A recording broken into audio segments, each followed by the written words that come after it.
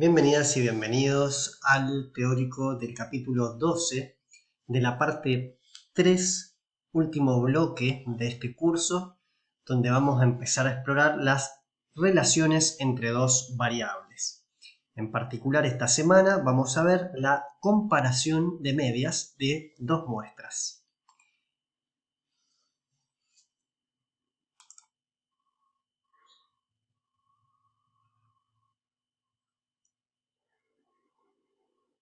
Bien, hasta ahora veníamos viendo cómo asignar diferentes niveles de confianza para una media determinada con un rango de error determinado y la influencia del tamaño de la muestra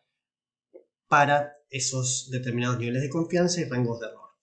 Ahora vamos a ver que los mismos principios se pueden aplicar para comparar dos muestras de dos poblaciones distintas y para inferir si hay algo sobre las diferencias entre esas poblaciones. Un ejemplo va a ser las medias de muestras aleatorias de áreas de los pisos de vivienda de dos periodos, como lo propone el libro guía en la página 148, donde hay 32 pisos del formativo y 52 pisos del clásico. Ahora le vamos a prestar un poco más de atención a esta exploración de valores para los dos periodos, tanto el formativo como del clásico. Bien, entonces lo primero que vamos a hacer para realizar una comparación de este calibre es ordenar los datos, como hacemos siempre, realizar un gráfico de tallo y hoja, espalda con espalda, o un gráfico de caja y puntos, y ver también las variables típicas que hemos venido observando, como por ejemplo los valores de la media, la mediana, las medidas de dispersión, como la desviación estándar. Y fíjense qué es lo que podemos observar a grandes rasgos. Bueno, que hay una cierta simetría, que no habría valores atípicos de los cuales preocuparnos, y eso nos invita, también fíjense justamente en el gráfico de caja y puntos, como este símbolo rojo que nos da el indicio de la media está bastante cercano a la mediana. Esa también es una forma de evaluar esto que veníamos hablando de la simetría. Fíjense también los tamaños de las cajas. Esto, como ya lo hemos venido viendo, y también de los valores adyacentes dados por estas líneas, es de alguna manera subjetivo. Y fíjense también que hay una diferencia interesante entre los tamaños de la muestra. El formativo tiene 32 y el clásico 52, y sin embargo podemos aún así de alguna manera argumentar que vamos a poder comparar estos dos lotes a través de la media de áreas de pisos de las muestras del clásico, que nos da una media de 26,3 metros cuadrados, es decir, un 2,5 metros cuadrados más alta que la media de áreas de pisos de la muestra del formativo, que nos da en 23,8 metros cuadrados. Ahí tenemos esas dos medidas. Y esto ya nos está marcando algo muy interesante, un aparente cambio entre un periodo y el otro de alrededor de 2,5 metros cuadrados en las áreas de los pisos. Ahora bien, nosotros somos bastante curiosos, nos gusta olfatear de forma bastante exhaustiva nuestros números y además hacernos preguntas que le den robustez a nuestros argumentos. Para este caso, justamente, lo que vamos a hacer es preguntarnos cuál es la confianza estadística en que el área de los pisos se aumentó 2,5 metros cuadrados y qué probabilidad hay de que esa diferencia entre muestras sea causada por variaciones aleatorias. Fíjense, si han hecho la lectura como debería ser del libro guía, que esta pregunta, si se quiere, estadística, está relacionada con la pregunta antropológica, arqueológica, que puede estar relacionada, por ejemplo, con la transición del formativo al clásico entre familias nucleares y familias expandidas en la forma de habitar las casas. Entonces, parte de la pregunta sería, bueno, si esto fue verdad, podríamos ver ese indicador de ese cambio social en la estructura familiar viendo los metros cuadrados de las áreas de las casas de un periodo y del otro. Fíjense cómo algo que pareciera frío, seco, árido, desagradable casi para algunos y algunas, para otros realmente algo apasionante, bello y hermoso, como es ver los datos crudos, está totalmente relacionado con una pregunta concreta de la arqueología y de la antropología. Y como ya lo ha venido diciendo Drennan, tanto en su libro como en conferencias, como en la vida, como en cualquier tipo de encuentro, la arqueología cuantitativa hace que la arqueología sea una ciencia más social. Ahora bien, esta figura del libro, la número 1 del capítulo 12, nos propone explorar tanto el gráfico de tallo y hojas espalda con espalda, viendo todos los valores, tanto para un periodo como el otro, como también los gráficos de caje puntos para ambos periodos y el gráfico de bala o bullet graph con los diferentes niveles de confianza asociados para los rangos de error para cada media de cada periodo, donde vemos que este sector más ancho, si se quiere, o más robusto, más grueso, dentro del gráfico representa el rango de error para un 80% de nivel de confianza. Este segmento que le prosigue tiene que ver con un 95% de nivel de confianza y mientras más se afina el gráfico se transforma en un 99% el nivel de confianza. Intuitivamente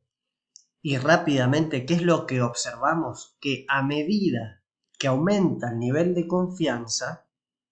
aumenta también el rango de error. Y por lo tanto, mientras más aumentamos el nivel de confianza, perderíamos de alguna manera precisión en el rango de error. Y esto, a su vez, ¿a qué va a estar atado? Y al tamaño de la muestra. Fíjense cómo ya este gráfico nos da toda la información que necesitamos para referirnos a la media de ambos lotes de números, el rango de error para diferentes niveles de confianza y a su vez, detrás de toda esta lógica, podemos rápidamente responder si los tamaños de la muestra para este tipo de comparación serían adecuados o no en función de la superposición de los niveles de confianza. ¿Qué significa esto? Y que para comparar si las medias de un lote y del otro pertenecen o no a la misma población, lo que vamos a hacer es comparar si la media de un lote se superpone en algún punto con alguno de los segmentos, los niveles de confianza del otro lote. Y fíjense que para este caso, la media del formativo en ningún momento coincide ni con el sector del 80% de nivel de confianza, ni con el sector del 95% de nivel de confianza, ni con el de 99% de confianza. Eso de por sí nos va a permitir aseverar que esa diferencia entre la media del formativo y del clásico es así a un inclusive 99% de nivel de confianza. Y como lo vieron en el libro guía, esto, que lo vemos gráficamente, puede ser, por supuesto, reportado en forma de dato y de número con el rango de error, el signo más menos, asociado a el estimativo este con el que estamos trabajando, como lo hemos venido haciendo a través de ese reporte de oraciones en los cuadros de cuidado como lo dice. Fíjense entonces cómo antes inclusive de pasar a todo lo que tiene que ver con el concepto de la prueba de T, ya podemos ir construyendo y sedimentando lo que hemos visto desde las primeras clases en cuanto a la estadística descriptiva y exploratoria con los gráficos de tallo y hoja espalda con espalda, los gráficos de caja y puntos,